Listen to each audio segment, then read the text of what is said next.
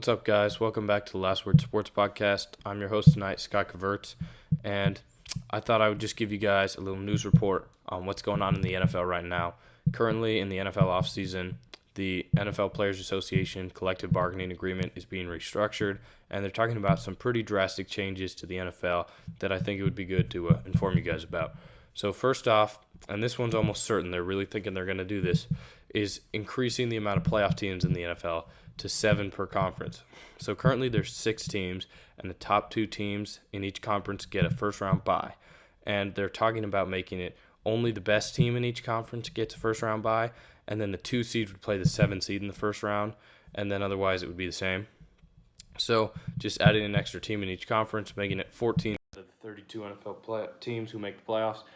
And then the second change that the NFL is talking about doing is making it so that it's a 17-game regular season instead of 16 games.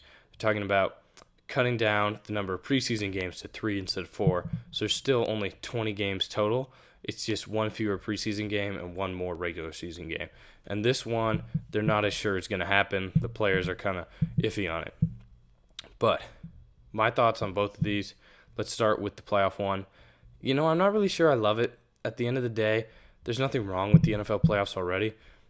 It attracts a ton of viewers. The games are competitive. They're fun to watch. The Super Bowl is one of the most watched events in all of North America. So the NFL playoffs, they're not broken. And so there really isn't a need to fix them.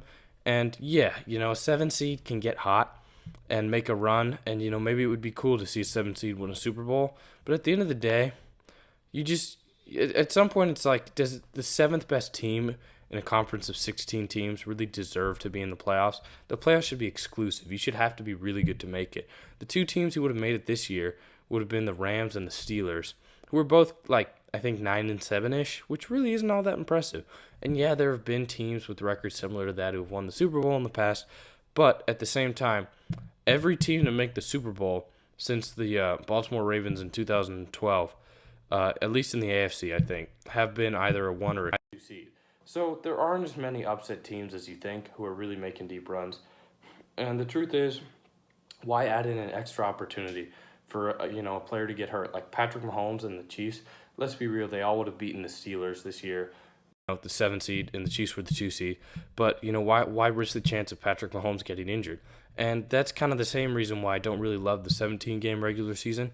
Yeah, I love football and I love seeing more games, but at the same time, there's just so many injuries already. It's such a high-risk sport, and you see guys even getting season-ending injuries in the preseason.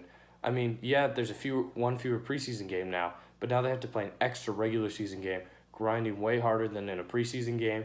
So I'm not sure that I love these 2 changes. Obviously, they'd make more money for the league, which makes sense, but it's not like the NFL's short on money or anything. So overall, I'm not super fond of either of these changes.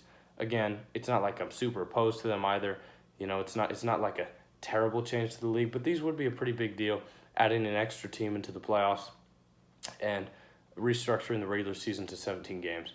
So those are the 2 changes, 17-game regular season and 14 playoff teams. The playoff team thing they're thinking could be instituted in this 2020 season, and the 17-game regular season would have to wait at least another year. So that's the news report for tonight. I'll try to keep you guys updated on what's going on when they agree to the new collective bargaining agreement. And that's all. Thanks for listening, folks. I'm Scott Caverts. This has been The Last Word.